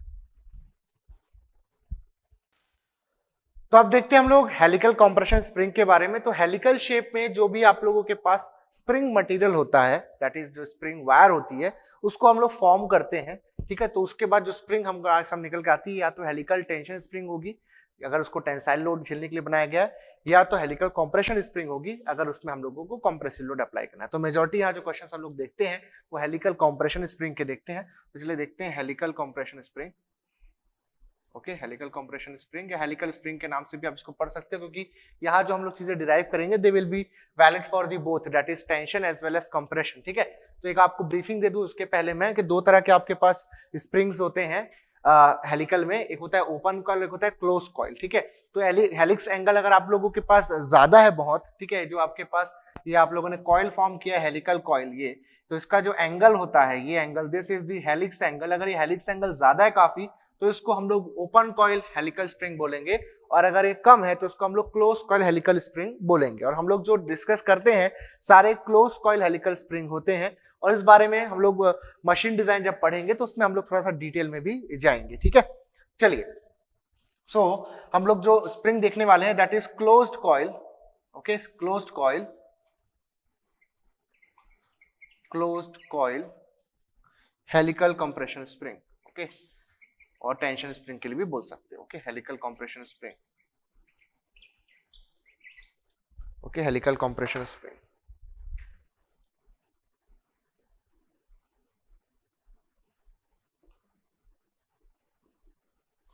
ओके, और इसमें आप लोग टेंशन स्प्रिंग की भी बात कर सकते हो।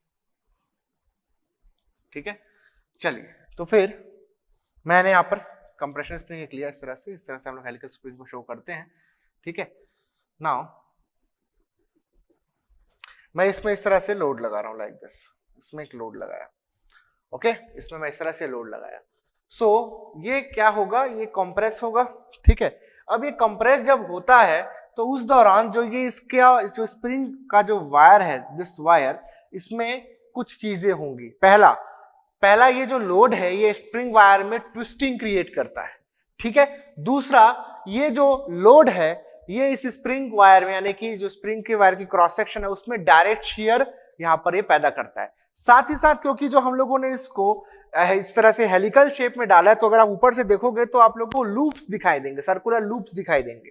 तो हम लोगों ने इसको कर्व के फॉर्म में लाया है।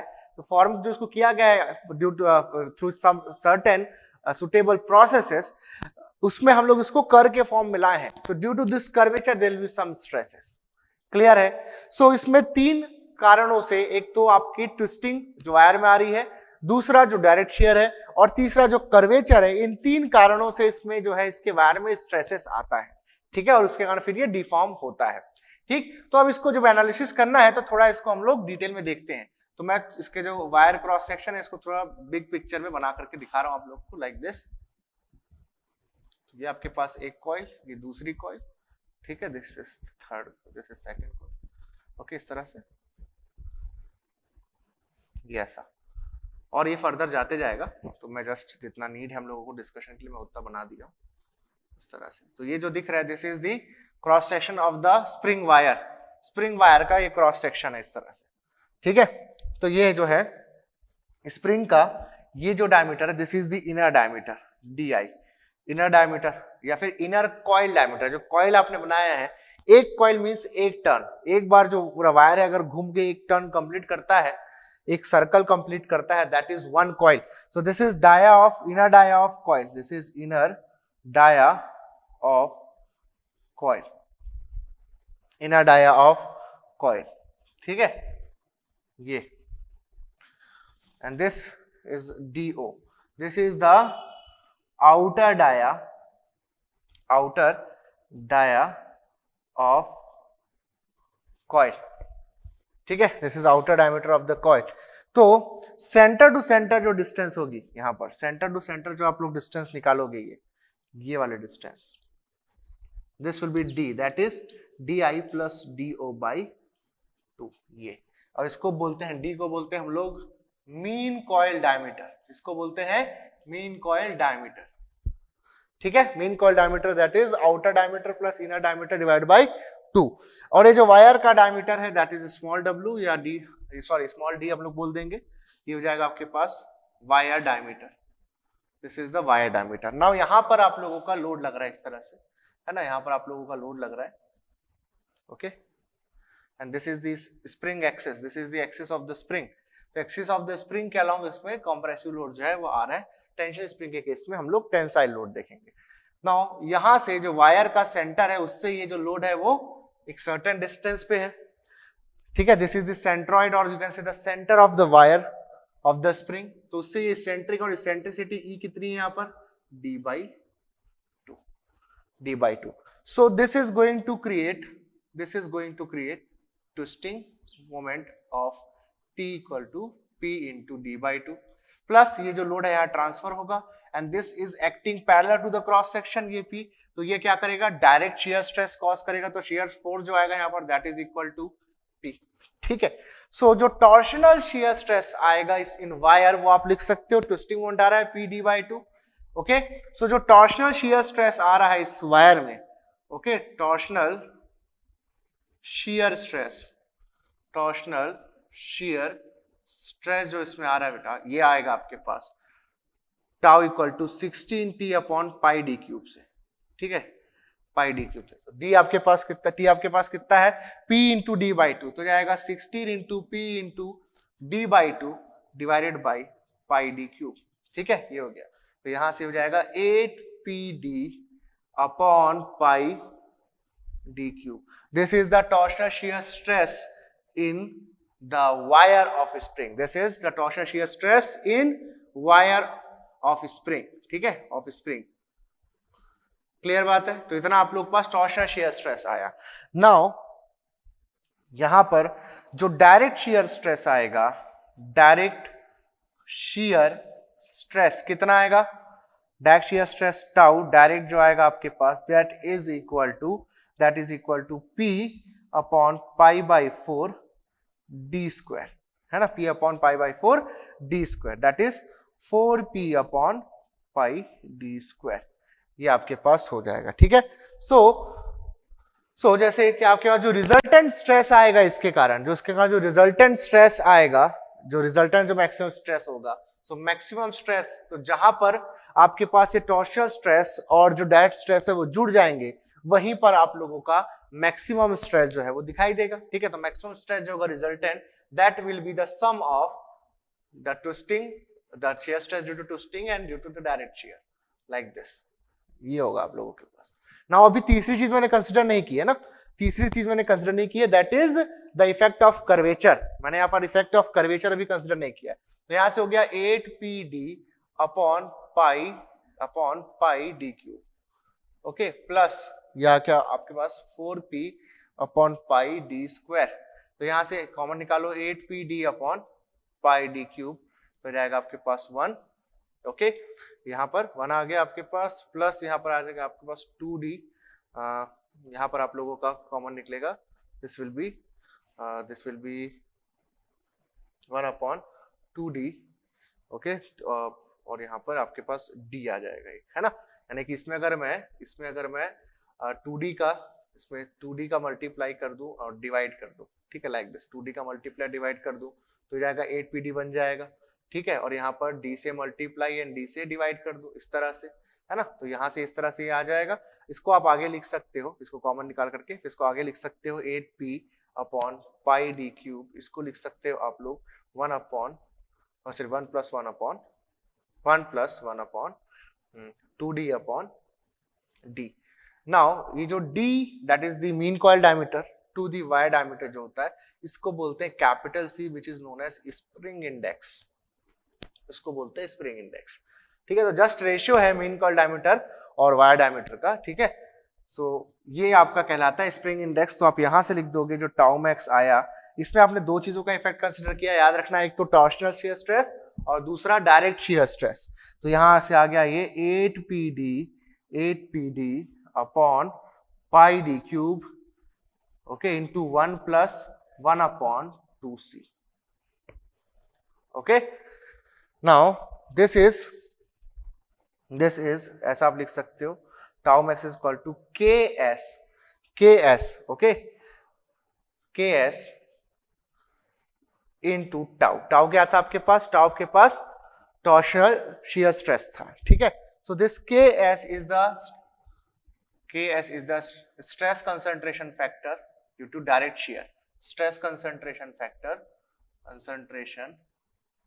Factor due to direct shear. ठीक है, डायरेक्ट शियर. नाउ और स्ट्रेस बढ़ रहा है, क्यों? इससे क्या ये सबसे ज्यादा स्ट्रेस है क्या? नहीं, स्ट्रेस और भी ज्यादा है क्योंकि कर्वेचर है उसमें. तो जो स्ट्रेस कंसंट्रेशन मिल रहा है आपको due to curvature, let us say that is KC. KC is the stress concentration due to curvature. Stress concentration, okay, due to curvature जो स्ट्रेस कंसंट्रेशन हो रहा है. तो अब इन दोनों को कंसीडर करने के लिए हम लोग एक दूसरा फैक्टर लेते हैं, दैट इज KW. ठीक है, जो दोनों का कंसीडर करता है इफेक्ट साथ में, KS into KC. This is known as Wahl's, है ना, वॉल्स करेक्शन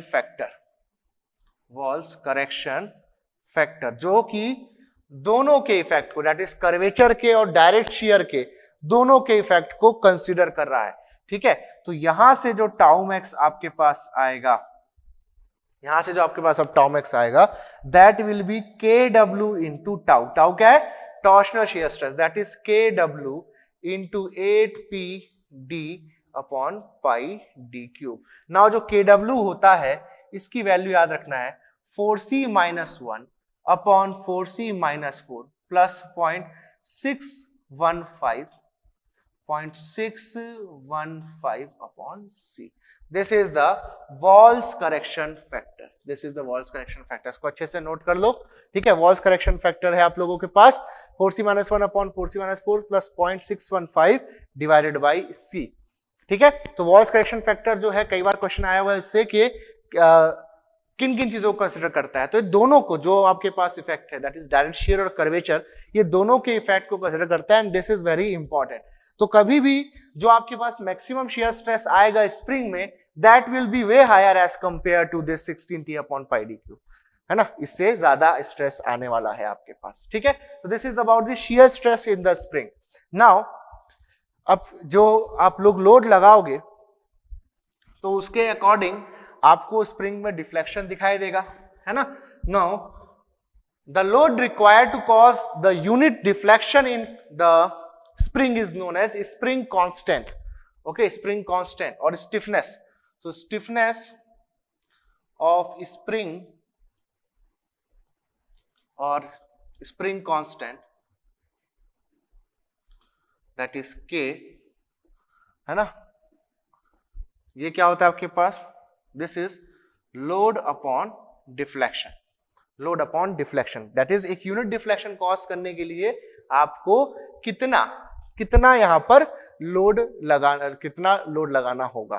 तो अगर आप लोगों को लेट अस से 1 मीटर का जो है डिफ्लेक्शन क्रिएट करने के लिए लेट अस से आपको 10 किलो न्यूटन का लोड लगाना पड़ता है, तो 10 किलोन्यूटन पर मीटर उसका स्टिफनेस हो जाएगा, ऐसा है, ठीक है। सो एक यूनिट वो mm में हो सकता है, वो सेंटीमीटर में हो सकता है, एक यूनिट तो कोई भी यूनिट ले लो आप, मीटर में ले लो, सेंटीमीटर में, तो उसके अकॉर्डिंग हम उसको डिफाइन करेंगे। तो एक यूनिट डिफ्लेक्शन क्रिएट करने के लिए जितना हमको लोड लगाना है स्प्रिंग में that is the stiffness of spring, okay, that is the stiffness of spring and this formula will be very useful, है ना, for the calculation of deflection and for the load etcetera. अब जो deflection होता है, deflection का formula आप निकाल सकते हो that is 8p d cube into n upon gd raised to power 4. This is the direct formula for the deflection. अगर आप लोगों को डायरेक्टली निकालना है कि कितना डिफ्लेक्शन होगा स्प्रिंग में तो आप इसको डिराइव भी कर सकते हैं, लेकिन डेरिवेशन मैं नहीं बता रहा हूं। तो डिफ्लेक्शन का डायरेक्ट फॉर्मूला हो जाएगा आपके पास, ठीक है, 8p d cube into n upon gd raised to power 4, ठीक है। ये हो जाएगा आप लोगों के पास डिफ्लेक्शन का फॉर्मूला। तो यहां से जो स्टिफनेस है वो निकाल सकते हो आप लोग। तो स्टिफनेस जो है बेसिकली स्प्रिंग की, वो उसकी एक्चुअल जो वैल्यू कितनी होगी वो आ जाएगी आपके पास। तो ये जाएगा आपके पास gd raised to power 4 upon 8, okay, d cube into n। Now ये आपके पास ओरिजिनल फॉर्मूला है आपके पास स्टिफनेस का, ठीक है। अब इस पे ध्यान देना कि अगर आपको स्प्रिंग की किसी भी स्प्रिंग को जिसको आपने मैन्युफैक्चर किया, अब आपको बताना है कि उसकी स्टिफनेस कितनी है। So you need to know about, okay, about the wire diameter या कॉइल डायमीटर, है ना, wire diameter, coil diameter and the number of coils. What is n? n is the number of coils, n is equal to the number of coils. कितने coils है, एक बार जो एक turn मारा है आपने दैट इज 1 कॉइल, ऐसे कितने टर्न्स हैं that is number of coils. और जनरली हम लोग इसको क्या लेते हैं, नंबर ऑफ एक्टिव कॉइल्स बोलते हैं जब प्रॉपरली डिजाइन करते हैं। तो टोटल नंबर ऑफ कॉइल्स, ठीक है, minus number of inactive coils are the number of active coils. तो एंड जो number of coils that is active coil, ऐसा हम लोग लेकर के चलते हैं। लेकिन जनरली एग्जाम में हम लोग इतना डिटेल, क्योंकि जो नंबर ऑफ इनएक्टिव कॉइल्स है उसको फाइंड आउट करने के लिए we need a designers catalogue या फिर सुटेबल डेटा दिया हुआ होना चाहिए। नाउ ये नंबर ऑफ इनएक्टिव कॉइल्स क्या होते हैं, आपके पास अगर पेन होगी टिकटॉक वाली तो आप देखना उसमें उसके एंड्स पे कुछ कॉइल्स इस तरह से डेंसली एक दूसरे के बहुत पास 3 से 4 टर्न्स रखे हुए जाते हैं। एक कुछ सेट आपको ऊपर दिखेगा और कुछ सेट नीचे, उसके बाद फिर इस तरह से स्प्रिंग दी होती है। नाउ ये जो आप लोगों के पास, ये जो आपके पास बहुत पास जो स्प्रिंग दिए हुए हैं एंड्स पे, ये इसलिए प्रोवाइड किए जाते हैं ताकि आप लोग जो आपका स्प्रिंग है उसको जो भी जिस भी जगह आपको फिट करना है वहां पर उसको प्रॉपरली फिट कर पाओ। ठीक है, so just for fixture of the spring आप लोग वो एंड्स पे certain number of coils provide करते हो very close to each other. Now these are very close to each other, तो जब वो एक दूसरे से चिपके हुए हैं तो उनके पास कोई मार्जिन नहीं है। जैसे कि आप यहां पर देख रहे हो, यहां पर गैप है तो मैं इसको दबा सकता हूं, लेकिन अगर मैं इन दोनों को बहुत पास कर दूंगा so I will not be able to push, I will not be able to compress them. So in compression अगर कोई कॉइल एक दूसरे के बहुत पास है या एकदम एग्जैक्टली चिपका हुआ है, हालांकि एग्जैक्टली चिपका हुआ नहीं रहेगा, कुछ ना कुछ हम लोग वहां पर गैप रखेंगे ताकि मटेरियल का जो शेप है वो चेंज ना हो, स्प्रिंग वायर का शेप चेंज ना हो, एक दूसरे के ऊपर टकरा करके ऐसे एक दूसरे को पे फोर्स ना लगाए, एक दूसरे को डिफॉर्म ना करे, इसलिए हम थोड़ा सा मार्जिन बीच में रखेंगे, छोटा से छोटा हम लोग रखेंगे even in these ends also. ठीक है, तो यहाँ पर जो वायर्स हैं they are very close to each other, तो जो मेजर ऑपरेशन है स्प्रिंग का उसमें ये कंट्रीब्यूट नहीं कर रहे हैं। दैट्स व्हाई यहाँ पर जो सर्टेन नंबर ऑफ टर्न्स होंगे उसको हम लोग नंबर ऑफ इनएक्टिव कॉइल्स बोलते हैं, because they are not performing okay during the load. हम लोग उसको लोड लेने के लिए हम लोग नहीं, उसको हम सपोर्ट करने के लिए कि बस जब भाई जहां तुम स्प्रिंग को फिट करेंगे वहां पर ये बस प्रॉपर उस स्प्रिंग को होल्ड करके रखिए उस पोजीशन में, इसलिए प्रोवाइड किया जाता है। सो यहाँ पर ये कुछ नंबर ऑफ इनएक्टिव कॉइल्स है, और जो बीच वाले कॉइल्स हैं ये जनरली जो पूरा मेजॉरिटी ऑफ लोड है वो कैरी करेंगे। तो ये जो आपके पास है these are the active coils. तो जो टोटल नंबर ऑफ कॉइल्स होगा यहाँ पर एंड टोटल, ठीक है, that is number of inactive coil plus number of active coils, ऐसा आपके पास होता है। लेकिन जनरली हम लोग इस चीज को अवॉइड करते हैं स्ट्रेंथ ऑफ मटेरियल में, क्योंकि हमारे पास जो नंबर ऑफ इनएक्टिव कॉइल्स है उसकी वैल्यू जो होती है वो स्टाइल ऑफ जो एंड होता है स्प्रिंग का, इसके एंड्स का स्टाइल होता है डिफरेंट स्क्वायर ग्राउंडेड एंड्स, ऐसे करके डिफरेंट टाइप्स के स्टाइल्स होते हैं आपके स्प्रिंग के एंड्स के, उसके बेसिस पे थोड़ा हम लोग जज कर पाते हैं कि एंड पे कितने जो इनएक्टिव कॉइल्स है वो होंगे, वो हम लोग जज कर पाते हैं। बट गेट एग्जामिनेशन में इस तरह का कुछ डेटा जनरली नहीं होता है, बट होगा तो देखा जाएगा। अभी तक जो आया है क्वेश्चन उसमें तो कभी ऐसा नहीं रहा है। तो उस कंडीशन में जो हम लोगों को एन देगा, जैसे कि 16 कॉइल्स बोला, 20 कॉइल्स बोला, तो हम उसको सीधा नंबर ऑफ एक्टिव कॉइल्स मानते हैं, ना कि टोटल नंबर ऑफ कॉइल्स। ठीक है, सो यहाँ पर हम लोग टोटल नंबर ऑफ कॉइल्स की बस बात करेंगे। अब जैसे कि ये जो हमारे पास फॉर्मूला है, तो यहाँ से हम लोग डायरेक्टली मैं बोला कि किसी भी स्प्रिंग के लिए जो भी हम लोगों ने मैन्युफैक्चर किया है जिसका डी, कैपिटल डी और एन हमको पता है, हम डायरेक्टली स्टिफनेस बता सकते हैं। ये फॉर्मूला देख करके लगता है हमको कि जो हमारा स्टिफनेस है वो लोड पे डिपेंड करेगा, लेकिन जो स्टिफनेस ऑफ स्प्रिंग है that is spring constant, that does not depends on load, वो यहां से आपका प्रूफ होता है। Okay, so just remember that stiffness of the spring does not depends on load। ठीक है, लोड पे डिपेंड नहीं करता, आप लोड कितना भी लगाओ the stiffness will be the same। ये डेफिनेशन है स्टिफनेस की कि एक यूनिट डिफ्लेक्शन लगाने के लिए कितना लोड लगता है। ठीक है, एक यूनिट डिफ्लेक्शन के लिए कितना लोड लगता है, ये स्टिफनेस ऑफ द स्प्रिंग की डेफिनेशन है। तो अगर स्टिफनेस ऑफ द स्प्रिंग अगर आप बोलते हो कि 100 न्यूटन पर एमएम है, तो 1 mm का डिफ्लेक्शन देने के लिए आपको 100 न्यूटन ऑफ लोड लगाना पड़ेगा। अब ये तो स्प्रिंग कांस्टेंट है। नाउ इफ आप लोग बोलते हो कि सर लोड पे तो डिपेंड कर रहा है ना P बाय डेल, तो बेटा अगर आप लोग किसी स्प्रिंग पे 500 न्यूटन का लोड लगाओगे तो क्या उसका स्टिफनेस अब अलग हो जाएगा? क्या 100 न्यूटन पर एमएम से उसका जो स्टिफनेस है वो कुछ और होकर के शायद 500 न्यूटन पर एमएम हो जाएगा क्या? नो, ऐसा नहीं है। 100 न्यूटन पर एमएम तो 100 न्यूटन पर एमएम ही रहेगा। That is why I'm saying that stiffness of the spring is the property of the spring। आपको अगर पता है कि स्टिफनेस या स्प्रिंग कांस्टेंट इतना है, then whatever the load is, आप उसके करस्पॉन्डिंग जो है स्टिफनेस को जो भी डिफ्लेक्शन वगैरह है उसको आप फाइंड आउट कर सकते हो यूजिंग द स्टिफनेस वगैरह। तो ये लोड पे डिपेंड नहीं करती। This is the definition of the stiffness, this is not the value of stiffness. ये डेफिनेशन है और यहां से साफ साफ है कि लोड पे डिपेंड नहीं करती, it is just load per unit deformation, that's it. तो आपका स्टिफनेस एक बार डिफाइंड हो गया कि एक पर्टिकुलर स्प्रिंग जो आपने मैन्युफैक्चर करी है उसकी स्टिफनेस अगर K है तो फिर आप कुछ भी लोड लगाओ, डजंट मैटर, आपका जो K है वो हमेशा वही रहेगा। That's why K is constant, so it can not depend on anything, as नाम ही है स्प्रिंग कांस्टेंट। तो कांस्टेंट अगर किसी चीज पे डिपेंड करने लग गया फिर तो बात ही खत्म हो गई, है ना। तो स्प्रिंग कांस्टेंट जो है वो लोड पे डिपेंड नहीं करेगा, जबकि जो उसको मैन्युफैक्चर किया गया स्प्रिंग है, जो उसके डायमेंशंस हैं, ठीक है, जो जिस तरह से उसको आपने मैन्युफैक्चर किया जिस डायमेंशन में, वो चीज डिफाइन करेंगी कि उसका स्टिफनेस कितना होना चाहिए। तो अगर उसका वायर डायमीटर ज्यादा है, हायर वायर डायमीटर उसका, तो ऑब्वियस सी बात है अगर वायर डायमीटर ज्यादा होगा तो स्टिफनेस ज्यादा होगी। मीन कॉइल डायमीटर की स्प्रिंग की चौड़ाई जो है, बेसिकली ओवरऑल जो डायमीटर है स्प्रिंग का, मीन कॉइल डायमीटर जो है, अगर वो बड़ा होगा तो उस कंडीशन में स्टिफनेस उसकी कम होगी। नंबर ऑफ टर्न्स अगर आप ज्यादा रखोगे, एक्टिव टर्न्स अगर आप ज्यादा रखोगे, यानी कि लंबी स्प्रिंग बना दोगे बहुत, तो उस कंडीशन में आपकी स्टिफनेस क्या हो जाएगी, कम हो जाएगी ना। यहाँ पर बहुत ऐसा क्वेश्चन आता है कि एक स्प्रिंग है, ठीक है, जिसका वायर डायमीटर डी है ना, small mean coil diameter capital D है, और नंबर ऑफ टर्न्स इतने हैं, मैं उसको बीच से काट दूं तो उसकी स्टिफनेस क्या हो जाएगी। तो अगर आपने किसी स्प्रिंग को बीच से काटा तो क्या होगा उस कंडीशन में, तो उस कंडीशन में आपके पास जो नई स्प्रिंग्स आएंगी, 2 स्प्रिंग्स आ जाएंगी आपके पास। अब पहले में लेटर से अगर आपके पास 12 कॉइल्स थे मान लो, तो अब जो 2 स्प्रिंग आएंगे, एक में 6 होगा, दूसरे में भी 6 होगा, ठीक है। तो आपका वायर डायमीटर तो वही रहेगा क्योंकि एक स्प्रिंग को आपने 2 हिस्सों में काटा है, मीन कॉइल डायमीटर भी वही रहेगा, only number of active turns जो है, एन जो है वो चेंज हो जाएगा। तो के जो होगा उस कंडीशन में डायरेक्टली प्रोपोर्शनल होगा 1/n के। तो अगर n आपका हाफ होगा तो k क्या हो जाएगा, डबल होगा। तो ये क्वेश्चन बहुत बार आया हुआ है, ईएससी में आया है, गेट में आया हुआ है, तो बहुत इंपॉर्टेंट है ये चीज आपको समझना कि n पे किस तरह से डिपेंड करता है, ठीक है। तो ये वाला जो फॉर्मूला है याद रखना, G⁻⁴/8d³ into n, this is for the stiffness of the spring. Now spring की डिफरेंट लेंथ होती है, उसके बारे में बात करते हैं हम लोग।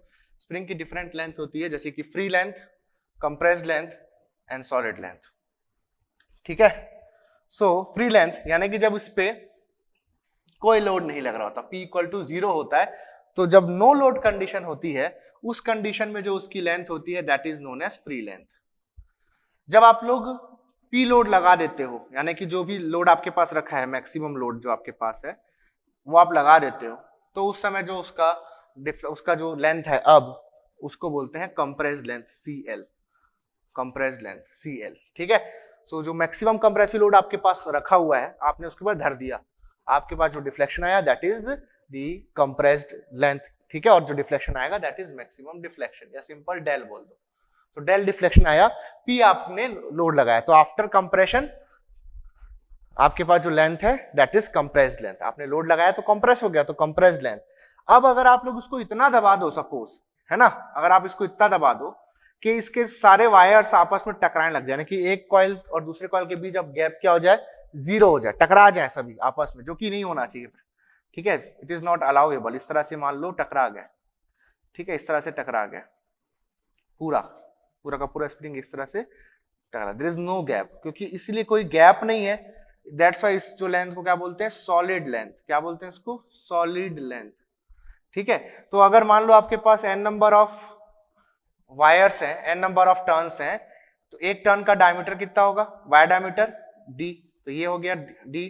ऐसे n टाइम्स है तो d इंटू n क्या हो जाएगा, इसका हाइट हो जाएगा। तो ये जो लेंथ है इसकी solid length that is n times of d, that is n times of d, है ना। एक वायर जो है उसका डायमीटर d, अब सब टकरा गए आपस में, तो d plus d plus d plus d plus d n times of d हो जाएगा आपके पास सॉलिड लेंथ, ठीक है। तो जो फ्री लेंथ है इसको आप लिखना चालू करो। फ्री लेंथ आप लिख सकते हो, ठीक है, कंप्रेस्ड लेंथ प्लस डिफ्लेक्शन, लिख सकते हो क्या, डेल, है ना, compressed length plus deflection. Compressed length को क्या लिख सकते हो, कंप्रेस्ड लेंथ देखो, ये सारे जो वायर्स हैं सबको अगर मैं जोड़ दूं, n नंबर ऑफ टर्न्स है, तो क्या आ जाएगा, n times of d, that is solid length, है ना, सॉलिड लेंथ।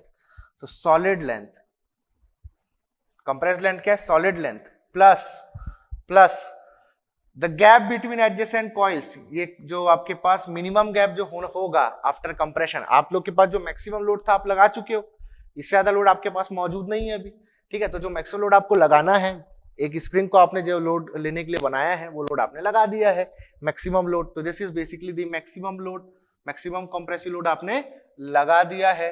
अब इस कंडीशन में जो गैप है, मिनिमम गैप, इससे कम नहीं होना चाहिए गैप, है ना, नहीं तो चांसेस रहेंगे कि अगर फ्लक्चुएशन हो, क्योंकि मैक्सिमम केस में लाइव लोड रहेगा, वाइब्रेशन वगैरह होगा, तो टकरा सकते हैं कॉइल्स आपस में, एक दूसरे से टकरा गए तो एक दूसरे को डैमेज कर सकते हैं। तो डैमेज अगर नहीं चाहते हम लोग, तो एक मिनिमम गैप हमेशा यहाँ पर होना चाहिए after compression. So after compression जो मिनिमम गैप लिया जाता है between two adjacent coil, okay, between two adjacent coil, वो होता है आपके पास 15 to 20% of the maximum deflection. So दो एडजेसेंट कॉइल्स के बीच में, ये आपके पास एक कॉइल हो गई, ये दूसरी कॉइल हो गई, तो ये जो दो कॉइल्स के बीच में जो गैप है, this is minimum gap between two adjacent coils, minimum gap between two adjacent coil, ये कितना होता है? This is equal to 15 to 20% of del max. अब अगर मान लो n नंबर ऑफ टर्न्स है तो कितने गैप्स मिलेंगे आपको? दो कॉइल के बीच में कितना मिला? एक गैप। तीन के बीच में कितना मिलेगा? ऐसा तीन कॉइल ले लोगे तो दो गैप, चार तीन गैप, तो कितने नंबर ऑफ गैप्स मिलेंगे ऐसे? अगर n नंबर ऑफ टर्न्स है तो n-1 नंबर ऑफ गैप होंगे, है ना?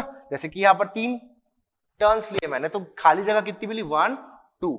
सो ये हो जाएगा n-1 into minimum gap between adjacent coil, okay, plus deflection. Okay, so this is the free length of the spring. तो इस तरह से आप लोग का जो हेलिकल कंप्रेशन स्प्रिंग है वो यहां पर आप लोगों का एंड होता है। आई होप आप लोगों ने कॉलम और ये जो हेलिकल कंप्रेशन स्प्रिंग का जो कंबाइंड लेक्चर है इससे बहुत कुछ इतने कम टाइम में आपने सीखा होगा, है ना? और अगले लेक्चर में हम लोग जो इसके न्यूमेरिकल्स है वो करेंगे और बहुत ही अच्छे वे में अब ये सब्जेक्ट एंड होने वाला है आप लोग का। इसके बाद थ्योरी ऑफ फेलियर देखेंगे और उसी लेक्चर में हम लोग थ्योरी ऑफ फेलियर का जो न्यूमेरिकल्स है वो भी एंड करेंगे। Okay, love you all, thank you very much. आप लोग बिल्कुल अपना जो रिव्यू है, जो आप लोगों का फीलिंग है सब्जेक्ट रिगार्डिंग, वो मुझे बताना मत भूलिएगा। बिल्कुल कमेंट सेक्शन में जो भी आप लोग का प्रिपरेशन चल रहा है वो सब मुझसे बातें करते रहिएगा। अगर ये लेक्चर पसंद आया तो इस लेक्चर को लाइक कर दीजिएगा, शेयर कर दीजिएगा और चैनल पे अगर फर्स्ट टाइम आए हो तो सब्सक्राइब करना मत भूलना। Okay, love you all, thank you very much.